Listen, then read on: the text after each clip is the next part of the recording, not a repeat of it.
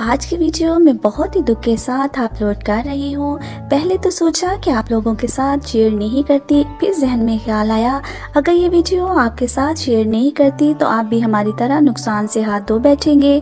जैसे कि आप सब तो जानते हैं कि आजकल कोरोना वायरस की वबा पूरी दुनिया में फैली हुई है। हर जगह लॉकडाउन का सिलसिला जारी है, बाहर आने जाने का सिलसिला ख़त्म हो चुका है, यानी कि आमदोरफ्त का कोई चक्कर नहीं रहा। सब लोग अपने अपने घरों में बंद हैं और बंद होना भी चाहिए।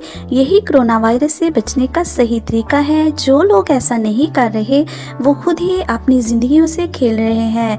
लॉकडाउन की सूरत में हर घराने ने 2 से 3 महीनों का राशन स्टॉक किया हुआ है और ऐसा ही हम लोगों ने भी किया। रही बात सब्जियों की तो वो हम 6-7 दिन की इकट्ठी मंगवाते हैं। इसके बाद जब सब्जियां ख़त्म हो जाए तो फिर ताज़ा सब्जी 7-8 दिन की मंगवा लेते हैं। तो आज मैं आपको बताती चलूँ कि हमारे साथ कैसी ट्रेजेडी पेश आई। तो हुआ क्या कि आज जैसे ही मेरे अब्बू जी सब्जियां खरीदने के लिए बाइक पर मार्केट गए तो अब्बू जी ने कुछ सब्जियां ली, सलाद की चीज़ें ली, फ्रूट्स लिए और बाइक के हैंडल पर लटका कर बेकरी की तरफ चल पड़े।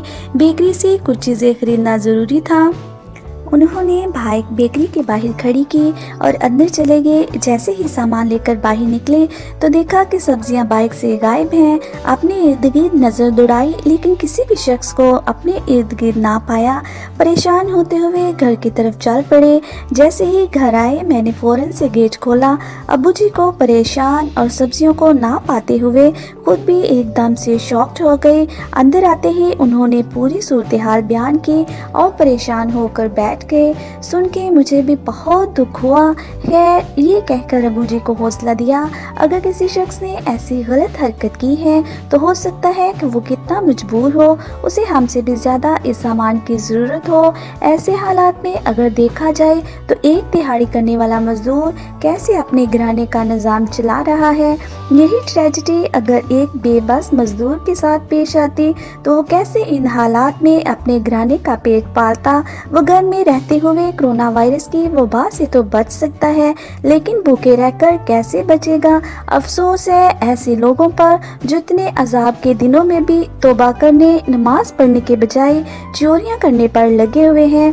अगर ऐसे लोग इस अजाब की घड़ी में नहीं तो कभी भी नहीं सुधर सकते, ना ही वो अल्लाह ताला की कुर्बत हासिल कर सकते हैं। इस वीडियो को आपके साथ शेयर करने का मकसद सिर्फ एक ही था।